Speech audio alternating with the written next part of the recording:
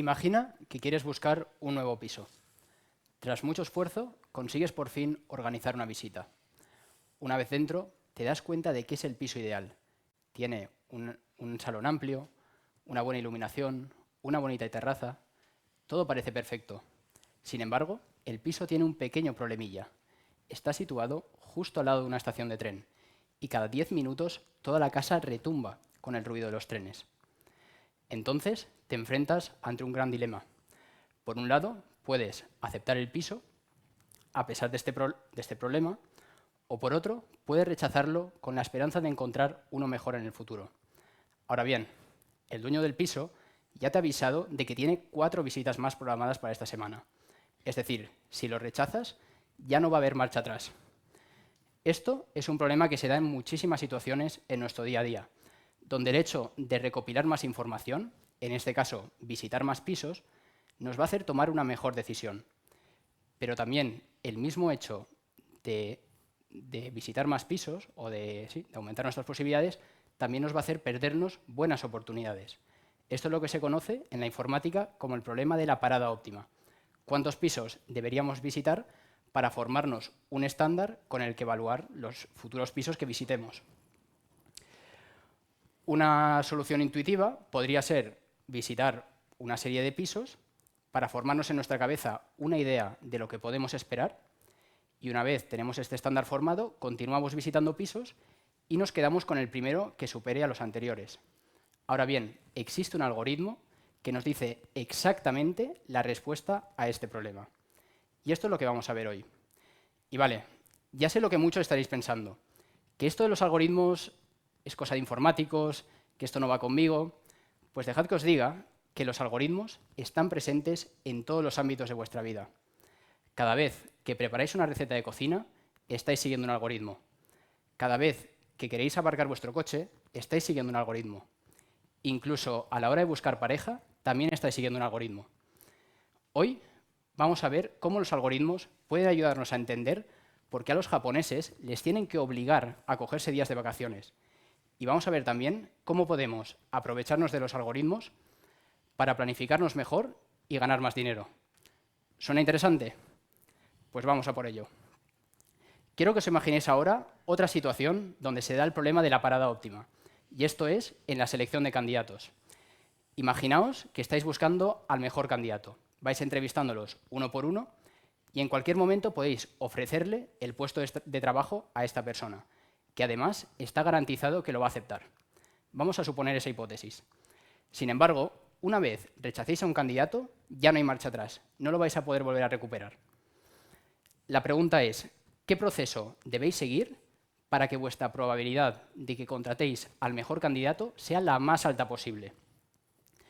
Esto es un problema que lleva resuelto desde los años 50 y la solución consiste en encontrar el equilibrio perfecto entre no buscar suficiente, que sería contratar a uno de los primeros candidatos que te llegan, perdiendo a futuros candidatos que potencialmente son mejores, y buscar demasiado, que sería rechazar a muy buenos candidatos. Para resolver este problema hay que comprender que la tasa a la que encontramos los mejores candidatos hasta el momento se reduce conforme avanzamos en el proceso de selección. Por ejemplo, el segundo candidato tiene una probabilidad del 50% de ser el mejor, el tercero de un 33%, el cuarto de un 25% y así sucesivamente. Veámoslo de forma más compleja. ¿Qué pasa si tenemos 2 candidatos? Tenemos que contratar a uno de los 2. En ese caso, la solución es muy fácil, o al primero o al segundo, y la probabilidad de contratar al mejor es de un 50%. Pero las cosas se ponen interesantes cuando tenemos 3 candidatos. Entonces podemos aplicar el algoritmo óptimo. Esto consiste en dividir el grupo de candidatos en 2 subgrupos. Un primer grupo para recopilar información.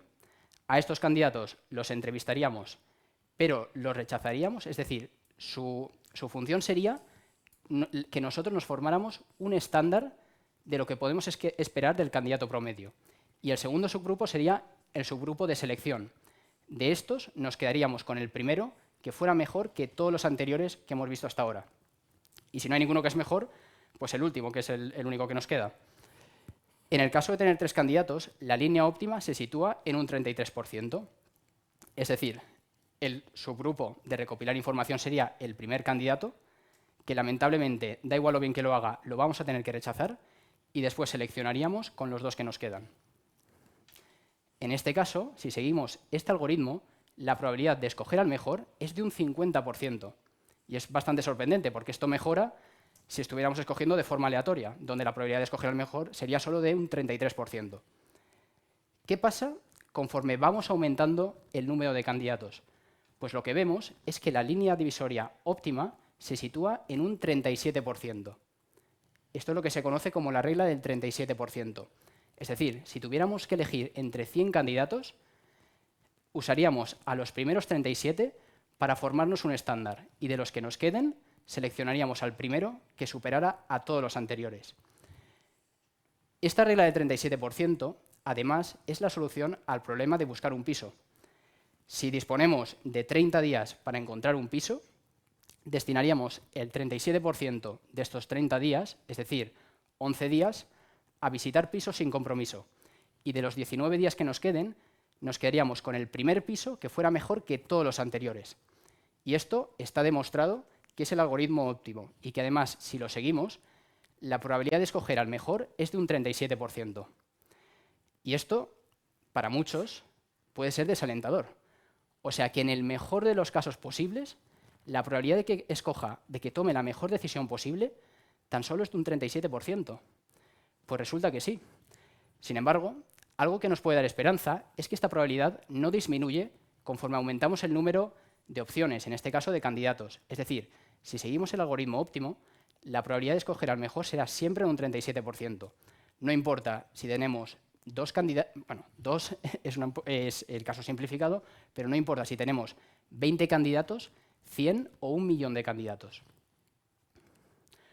Otra situación donde también se da una variante del problema de la parada óptima es a la hora de vender una casa. Imagínate que quieres vender una casa. La lanzas al mercado y comienzas a recibir ofertas. Con cada oferta que recibes tienes dos posibilidades. Puedes aceptar la oferta y quedarte con el dinero de la casa, el dinero que te ofrecen por ella, o puedes rechazarla con la esperanza de que vas a encontrar vas a recibir una mejor oferta en el futuro. Entonces, en este caso, lo que nos interesa es maximizar la ganancia total en todo el proceso. Es decir, no solo queremos recibir la mayor oferta, sino ganar la mayor cantidad de dinero posible en todo el proceso. ¿Y esto por qué? Porque rechazar una oferta tiene un coste. Porque tienes que continuar pagando los gastos de la casa o, por ejemplo, la hipoteca. Y esto hay que tenerlo en cuenta. Aquí es un poquito distinto al caso anterior de buscar candidatos o buscar un piso porque disponemos de algo de información adicional. Nosotros podemos estimar el rango de precios en el que vamos a recibir la oferta por nuestra casa. Pongamos que esperamos recibir ofertas entre 150 y 200.000 euros. Lo que podemos hacer es construirnos una función que nos diga, en función del coste que tiene para nosotros rechazar una oferta, cuál es la oferta mínima que debemos aceptar. Por ejemplo, si el coste por rechazar una oferta es de 10.000 euros, entonces deberemos quedarnos con la primera oferta que recibamos que esté por encima de 160.000 euros. Esto es lo que se conoce como una regla del umbral. Y al tener más información, esto aumenta nuestras probabilidades de tomar la mejor decisión posible o de la solución óptima por encima de un 37%. Así que, a modo de resumen, en los problemas de la parada óptima, hemos visto que la regla del 37% nos dice cuándo debemos dejar de recopilar información para pasar a tomar una mejor decisión. Y hemos visto cómo esto nos puede ayudar a la hora de seleccionar un candidato o buscar un piso. Ahora bien, tampoco os lo toméis muy en serio, o sea, no os vayáis a esperar el 37% de vuestra vida para casaros, porque quizás entonces os quedéis sin opciones. También hemos visto que si disponemos de información adicional, como era el ejemplo del caso de la venta de una casa, donde sabemos el rango de precios en el que podemos esperar recibir ofertas, podemos usar una regla del umbral que incrementa incluso más nuestras probabilidades de éxito. Otro área de nuestra vida donde los algoritmos acuden al rescate es a la hora de planificarnos. Seguro que todos hemos tenido esa sensación de que nos falta el tiempo o de que tenemos una lista de tareas que parecen no tener fin. Y la verdad es que en esto de la planificación la mayoría de nosotros andamos más perdidos que Tarzán en un parking. Pero no os preocupéis, Los algoritmos también aquí pueden ayudarnos a mejorar nuestra planificación. Vamos a ver un ejemplo muy sencillito. Imaginaos que tenéis que entregar 2 tareas esta semana. Podemos hacerlo de forma simplificada de 2 maneras. La primera es, comenzamos por la tarea A y después pasamos a la tarea B. La tarea A dura 3 días y por tanto la entregaremos el miércoles. Y la tarea B dura 1 día y la entregaremos el jueves. La segunda opción es la contraria. Comenzamos por la B, que entregamos el lunes, y luego pasamos a la A, que entregamos el jueves. Y ahora os pregunto, ¿cuál de estas 2 opciones creéis que es la mejor? Aquí está diciendo la 2. Bueno, probablemente alguno habrá pensado, me falta información. O sea, no me has dado toda la información. Yo aquí veo estos cuadraditos, pero me falta información. ¿Qué es lo que está pasando? Tenemos que definir un objetivo. A la hora de planificarnos, ya no solo importa la situación como tal, sino qué estamos tratando de conseguir exactamente. Es lo que llamamos una métrica. Y después lo que haremos será diseñar un proceso de planificación, o en este caso un algoritmo, que nos permita alcanzar ese objetivo, es decir, optimizar la métrica. Por ejemplo, si nuestra métrica fuera queremos que el tiempo de espera máximo sea el mínimo posible, esto parece un juego de palabras, pero no lo es, entonces no importa cuál de las 2 opciones escojamos. ¿Por qué? Porque en ambos casos la última tarea la vamos a entregar el jueves, con 4 días de retraso. Entonces, si esa es nuestra métrica, no importaría. Ahora bien, ¿qué pasa si nuestro objetivo es reducir al máximo la lista de tareas? Imaginad que vamos apuntando las tareas, una por una, en una lista, en una to-do list, y queremos que esa lista sea lo más corta posible, siempre. Pues, por ejemplo, porque nos molesta tener tareas ahí enumeradas. Entonces, la métrica que podemos diseñar es el tiempo de espera total de cada una de las 2 estrategias. En la opción 1, la de arriba, el tiempo de espera total sería 3 días de espera para la tarea A y 4 días de espera para la tarea B, porque la entregaremos el jueves. Es decir, el tiempo de espera total es de 7 días. Si lo calculamos para la segunda opción, resulta que el tiempo de espera total es de 5 días. 1 día para la tarea B y 4 días para la tarea A. Entonces, en este caso, la solución óptima sería la segunda. Pero ¿y qué pasa si la tarea A es muchísimo más importante que la tarea B?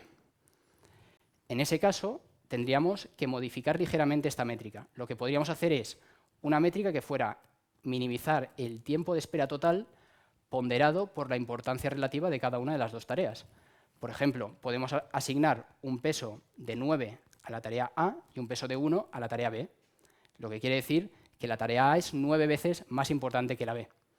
En ese caso, calcularíamos el tiempo de espera total ponderado por la importancia y lo que obtendríamos es que la primera opción es la mejor, que también es lógico a simple vista. ¿Por qué? Porque la tarea A, si es muchísimo más importante que la tarea B, en la primera opción la vamos a entregar antes. Así que vemos que ante un mismo problema, la mejor solución va a depender de nuestro objetivo, de qué estamos tratando de conseguir exactamente. Esto en nuestra vida tiene muchísimas aplicaciones. Imaginaos pues, que trabajáis para una empresa o por cuenta propia. Os llegarán varios proyectos o tendréis diferentes tareas. Lo que podéis hacer es ordenarlas en función del beneficio por hora trabajada. Y vuestra métrica puede ser maximizar el beneficio por hora trabajada. También, si tenemos que pagar varias deudas, podemos seguir distintas estrategias. Una estrategia económica sería pagar primero las deudas que tienen una mayor tasa de interés. ¿Qué consigue esta estrategia? Ahorrarnos la mayor cantidad de dinero posible en todo el proceso. Sin embargo, y esto poca gente lo conoce, existe una alternativa que puede llegar a ser incluso más efectiva que la primera. Es una estrategia psicológica. Consiste en reducir al mínimo la lista de deudas, es decir, pagar primero las deudas más pequeñas. ¿Por qué? Porque para muchas personas el hecho de ir tachando deudas les da una motivación adicional para continuar avanzando en el proceso. Esta forma de ver los problemas como la optimización de una métrica nos puede ayudar a entender la procrastinación de una forma totalmente distinta. Ya conocéis la procrastinación. Esto es el arte de dejar para mañana lo que podrías haber hecho hoy. Es cuando tienes una tarea importante al día siguiente, pero te pasas la tarde viendo vídeos en YouTube o entras en WhatsApp cada 5 minutos. No vaya a ser que en ese espacio de tiempo hayas recibido un mensaje que altere el curso de la humanidad. Pues bien, normalmente se ha entendido que la procrastinación es un algoritmo defectuoso. Sin embargo, viéndolo desde esta perspectiva, la procrastinación es el algoritmo óptimo. El problema es que está tratando de optimizar el problema equivocado, que es el de minimizar la lista de tareas, pero no tiene en cuenta la importancia relativa de cada una de las dos tareas. La métrica correcta quizás sería optimizar teniendo en cuenta el peso de cada una de ellas, es decir, priorizar. Parte de lo que hace los algoritmos de planificación tan complejos es que tratan de encontrar un equilibrio entre dos magnitudes que no son del todo compatibles. Por un lado tenemos el tiempo de respuesta, que es la rapidez con la que somos capaces de reaccionar, y por otro, la productividad, que es la cantidad de trabajo que podemos llevar a cabo en un tiempo determinado.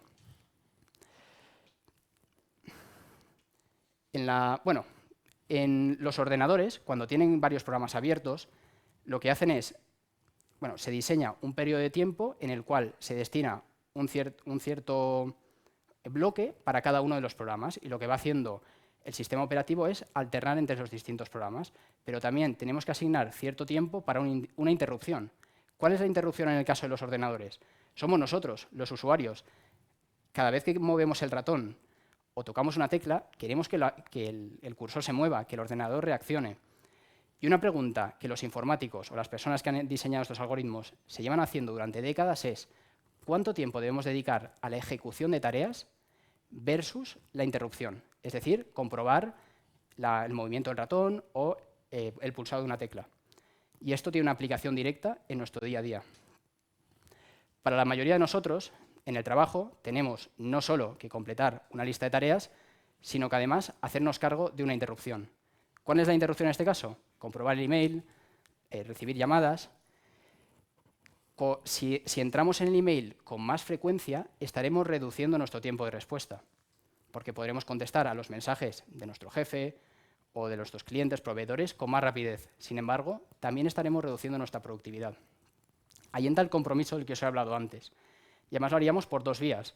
Primero, porque el tiempo que pasamos en el email es tiempo que no dedicamos a tareas más importantes. Y segundo, y quizá más importante, es que se ha demostrado que en el ser humano, cuando altera entre distintas tareas, parte de nuestra atención queda anclada en las tareas anteriores. Esto es lo que se conoce como un residuo de atención. Por tanto, esto reduce nuestra concentración y, como consiguiente, nuestra productividad.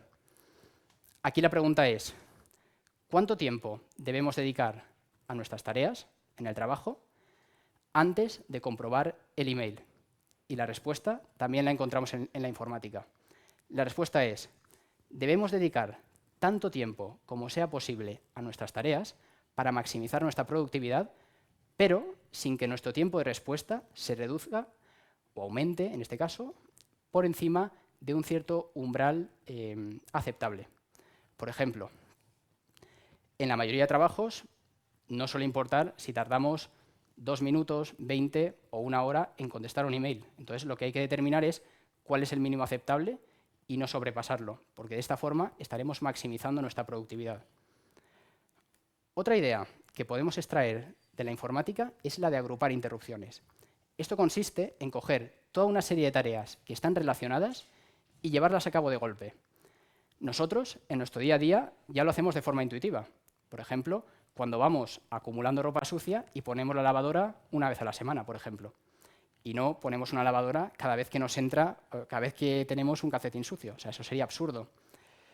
También, otras aplicaciones serían, si tenemos varios pagos de deudas, de tarjetas de crédito, estoy hablando, podemos asignar un día al mes para organizarlas y pagarlas todas de golpe. También esto lo usan los profesores, cuando asignan un día a la semana para tutorías. De esta forma, agrupan las dudas que se han ido acumulando a los estudiantes durante toda la semana y evitan que al profesor que camina por la universidad no estén interrumpiéndolo sus alumnos con preguntas cada 5 minutos. Esto sería más caótico que el grupo de WhatsApp de los padres del cole.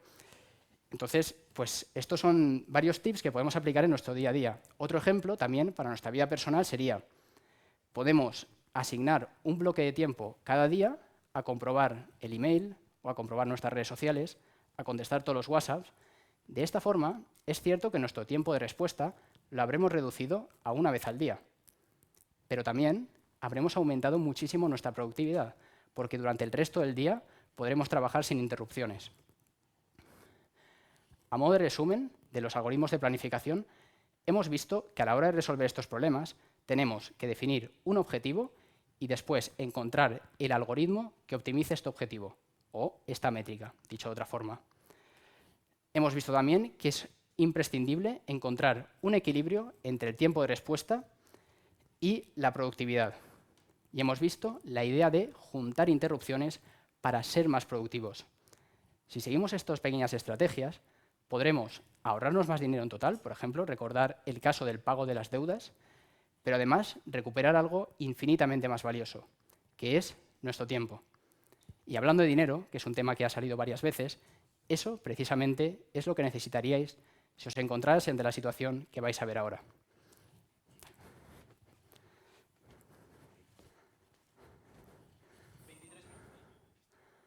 $23.695.655 y 93 centavos.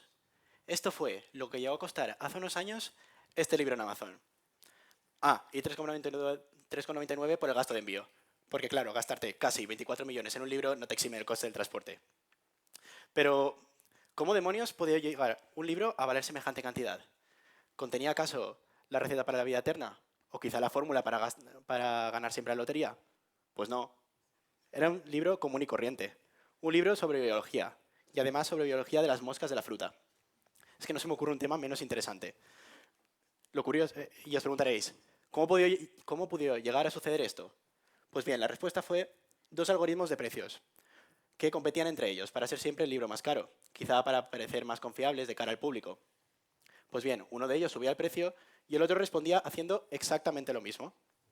¿El resultado? Pues una escalada de precios sin fin que llevó a un resultado completamente irracional. Lo curioso es que ninguno de estos algoritmos pretendía ser el libro más caro, acabando vendiendo por 24 millones. Simplemente seguían su lógica perfectamente racional. Una lógica que llevó a un resultado completamente incoherente. Pero este resultado se puede entender si comprendemos la lógica subyacente, la lógica estratégica de la teoría de juegos. Porque, amigos, la teoría de juegos no es más que el estudio de cómo tomamos decisiones cuando el resultado no depende únicamente de nosotros, sino también del resto de los jugadores. ¿Quién de vosotros se ha pasado horas y horas decidiendo qué ponerse para una entrevista de trabajo? ¿Y para una cita? Sí, hombre. Pues bien, yo confieso que he estado ahí en innumerables ocasiones, atrapado en una especie de partida de ajedrez conmigo mismo. Si voy demasiado formal, se pensará que soy un flipado que no tiene vida social. Y si me pongo mi chándal del Valencia, pensará que soy un tío demasiado relajado, o peor aún, que no tengo gusto futbolístico. y si decido en un arranque de originalidad ponerme el smoking vintage de mi padre, notarán que no tiene botones y que estoy entrando en plena crisis de los 40. Pues no, simplemente pues esto es lo que en informática conocemos como recursión. Dar vueltas y vueltas sobre el mismo tema, anticipando las anticipaciones de la otra persona sin llegar a ningún punto. Pero esto es precisamente lo que le sucede a los ordenadores. En 1936 se demostró el problema de la parada de Turing. Y bueno, os podéis imaginar que Turing no era portero, aunque bueno, le hubiera venido bien para parar semejantes bucles. Pues bien, lo que demostró fue que no existe un algoritmo capaz de anticipar si otro algoritmo será capaz de llegar o no al final de su ejecución o quedará ejecutándose en un bucle infinito. Porque bien, pensándolo por un momento, si existiera un algoritmo que fuera capaz de hacer esto, lo que pasaría sería que también entraría en un bucle infinito. Porque el algoritmo que le entra como input también estaría en un bucle, así que sería imposible de demostrar. Sería una paradoja. Pues bien, esto, pues bueno, si Turing nos demostró que existen algoritmos que pueden entrar en bucles infinitos y yo al final elegí el traje rojo para la cita, no sé, ¿qué podemos hacer para decidir? Yo tengo una margarita. Oh, gracias. Traje rojo. Chándal del Valencia. Sí. Smoking vintage. Traje rojo creo que es una buena opción. Pues bien, Pues bueno, quizás exista una mejor opción que no sea arrancarle pétalos a la margarita, ¿no? Pues esto es lo que conocemos como el equilibrio de Nash. El equilibrio de Nash, en teoría de juegos, nos demuestra que, dadas las decisiones de los dos jugadores, si uno cambia unilateralmente su posición, no puede mejorar su situación. Es un punto en el que decimos, vale, aquí estoy bien, y si cambio mi estrategia, podía salir perdiendo. Por ejemplo, en el caso de la cita, si yo decidiera ponerme, o sea, yo al final decidí en la cita ponerme el traje rojo, ¿no? Como estamos hablando. Pues bien, esto lo hice no porque lo dijera una Margarita, no, simplemente porque observé que la otra persona siempre llevaba pantalones de este color, así que me adapté a ella para llegar a un equilibrio. Quizá no sea la opción óptima, yo parezca un Power Ranger. Sí. Quizá no sea la opción óptima, yo acabé pareciendo una Power Ranger. Pero bueno, al menos una buena opción y nos permite llegar al equilibrio. Pensemos ahora en la situación de una pareja que se reparte las tareas del hogar. Al principio, él siempre cocina y ella siempre lava los platos. Poco a poco se van acostumbrando a esa situación y nadie tiene incentivos para cambiarla por su propia cuenta. Por ejemplo, si él deja de cocinar, lo que pasará será que se morirán de hambre. Y si ella deja de lavar los platos, pues lo mismo, porque se acumulará hasta el techo y no habrá nada con lo que cocinar. Pues bien, digamos que estos han acabado en equilibrio, porque quizá haya una opción óptima, más eficiente o que pues, de un reparto más justo. Pero bueno, esto implicaría tener que negociar de nuevo un arreglo y por lo tanto sería más complicado. Si uno de ellos decidiera cambiar su estrategia unilateralmente, por ejemplo, si el chico dijera, pues esta noche no cocino, a ver qué pasa. Pues lo que pasaría sería que sería ineficiente, tenía que negociar un nuevo equilibrio, acabarían frustrados, hambrientos y más de uno durmiendo en el sofá. Sí. Sí. Porque... sí, pues... Vale, pues... Vale. Sí, a ver, en el día a día existen situaciones que nos pueden llevar a este tipo de situaciones, a estos equilibrios que son ineficientes y en el que cambiamos unilateralmente nuestra propia decisión, nos puede llevar a situaciones difíciles o al menos perjudiciales para nosotros. Esto fue justo lo que les pasó a Antonio y Rafa, conocidos en los barrios andaluces por su poca ética y su pasión desbocada por los churros. Un buen día decidieron asaltar la churrería Casa Pepi, la famosa churrería local. Fue entonces cuando la policía los encerró y los separó en dos celdas diferentes. Se les ofreció el siguiente trato. Si tú confiesas, es decir, delatas a tu compañero y el otro guarda silencio, lo que pasará será que tú quedarás libre y el otro cargará con toda la culpa, que será 3 años. También cabe la posibilidad de, como están en celdas diferentes, los dos acaben confesando al mismo tiempo. En este caso, como no sabrían qué hacer, pues lo meterían a los 2 años para llegar a un equilibrio, digamos. Y también, por último, lo que podría pasar sería que los dos guardaran silencio, que hubiera como una especie de coordinación que los llevara a callar. En este caso, la pena, como no habría pruebas suficientes, sería de tan solo 1 año. Esto, amigos, es lo que se conoce como el problema del prisionero, el dilema del prisionero, un problema muy conocido en la teoría de juegos. Y lo estamos ilustrando a través de la matriz de pagos, que es una herramienta conocida que permite ilustrar los castigos de forma gráfica. Ante este tipo de situaciones, ¿qué haréis vosotros? Porque, por ejemplo, si el otro va a confesar, definitivamente me conviene confesar a mí también para no ser el tonto que se come todos los años de prisión. Por el contrario, si el otro guarda silencio, definitivamente también me conviene traicionarle para poder salir libre. Pues en todos estos casos parece que traicionar es siempre la mejor opción. Es decir, es una estrategia dominante. Pase lo que pase, a mí me conviene más traicionarte que cooperar. Este ejemplo del asalto a la churrería puede ilustrar otro concepto de teoría de juegos que conocemos como el precio de la anarquía. Es decir, cuánto peor es el resultado cuando existe una coordinación o comparado con el caso óptimo, el de la estrategia dominante, que sería el equilibrio de Nash en este caso. Pues bien, esto, volviendo al caso del ejemplo de la churrería, tenemos que, en el caso del equilibrio de Nash, es decir, en el que ambos se traicionan porque es lo que da lugar a este tipo de juego, pues la pena total sería de 4 años, 2 para cada jugador. Por el contrario, en el caso en el que hubiera una especie de coordinación y los dos guardaran silencio, es decir, conocieran lo que va a hacer el otro, el resultado sería de 2, 1 para cada uno. Ahora, si tomamos estos resultados y los dividimos, nos dará un resultado de 2. Y diréis, 2, vale, muy bien, pero ¿esto qué significa? Pues muy bien, esto es el precio de la anarquía. El castigo es 2 veces peor por culpa de que no exista una coordinación. Y ante este tipo de situaciones, ¿qué podemos hacer nosotros? Pues, en cierto sentido, nada.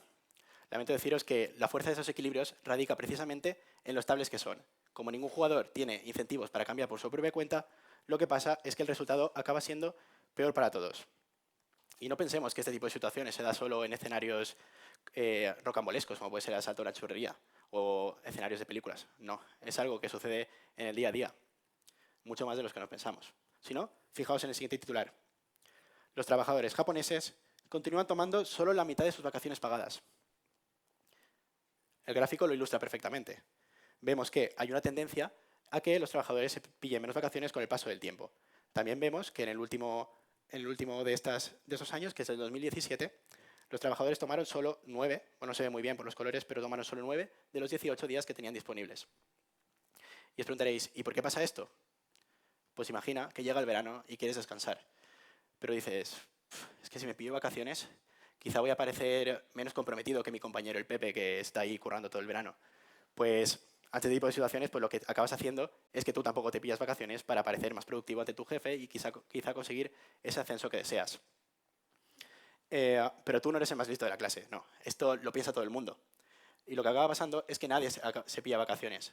Todos se ven forzados por esta presión social y laboral a reducir sus días de vacaciones con la esperanza de ser más comprometidos. Y bueno, esto al final pues encierra un castigo, y es que los trabajadores están cansados, poco motivados y poco creativos. Es un coste también para la empresa.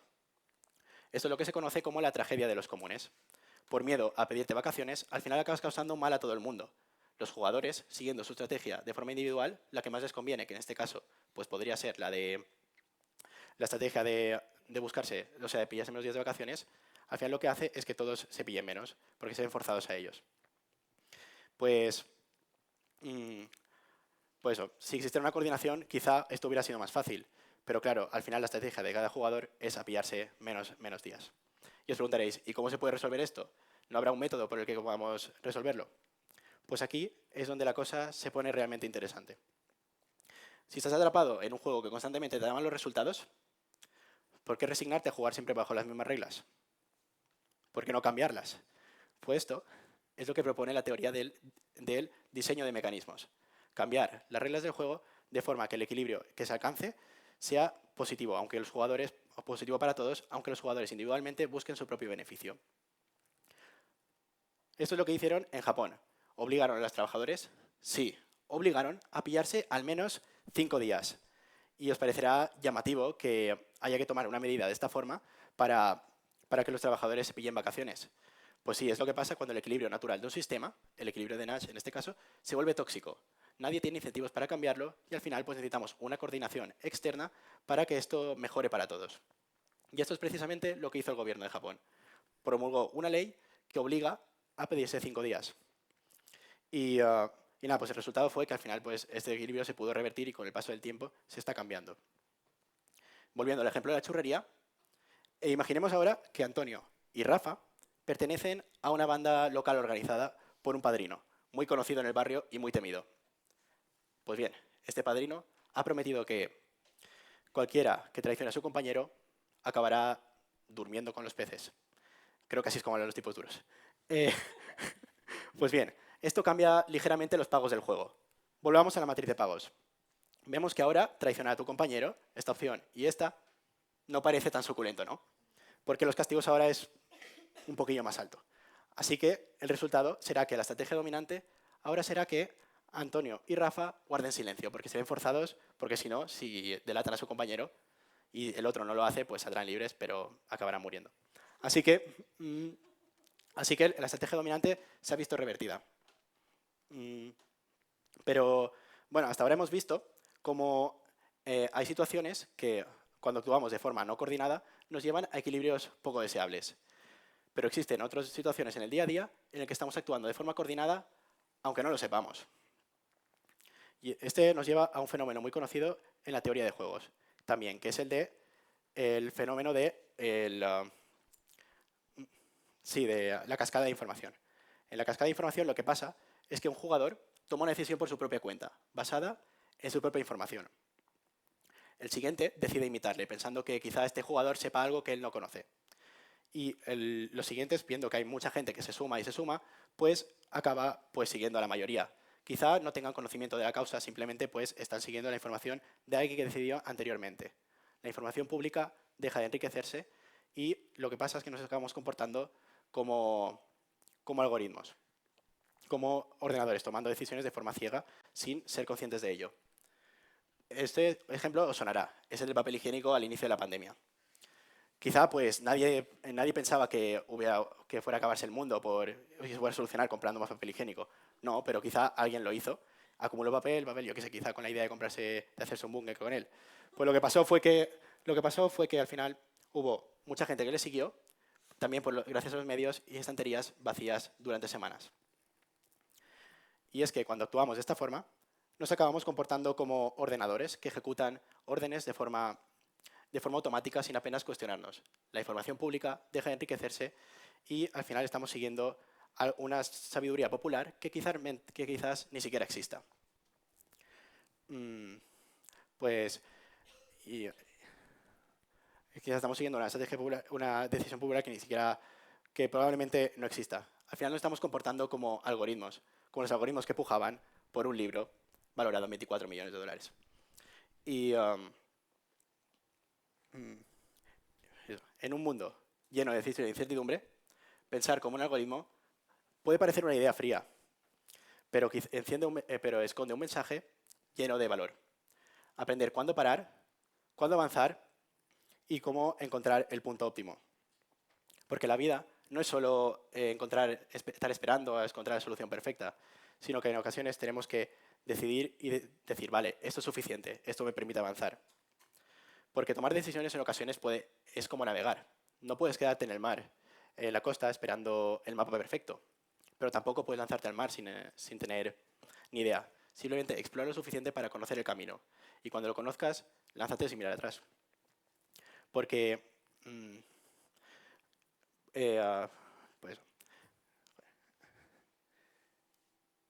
porque a veces la mejor decisión no es la perfecta, sino aquella que te permite avanzar, crecer y aprender. Así que la próxima vez que te veas ante una decisión importante, recuerda, piensa como un algoritmo para tomar mejores decisiones, pero vive con la empatía y la generosidad que solo un ser humano puede aportar. Y si logras este equilibrio, habrás encontrado el verdadero algoritmo del éxito en la vida. Muchas gracias.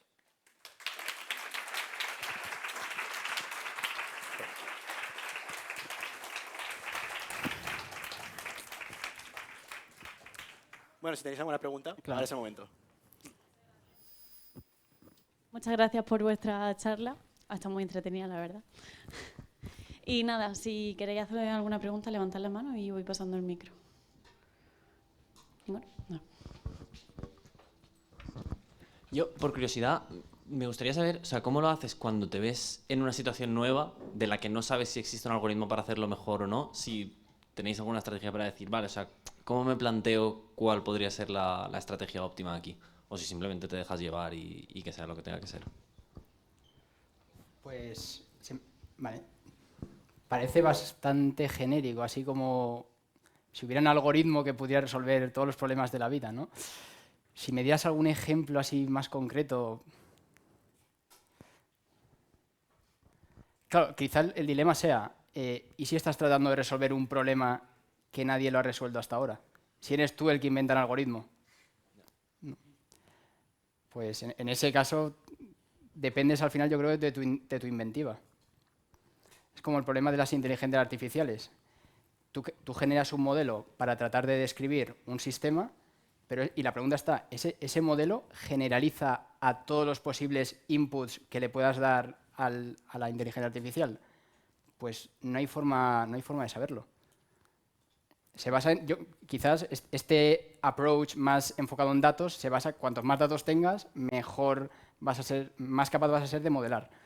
No sé si te he podido dar alguna idea, porque claro, es complicado aplicar esto a la vida también. No, sí, pero perfecto, es más o menos lo que esperaba. Muchas gracias, muchas gracias. ¿Alguna pregunta más? Bueno, pues si nadie habla ahora, Calla para que calle siempre. para siempre o a la salida. Bueno, pues nada, muchísimas gracias por vuestra charla. Muchas gracias.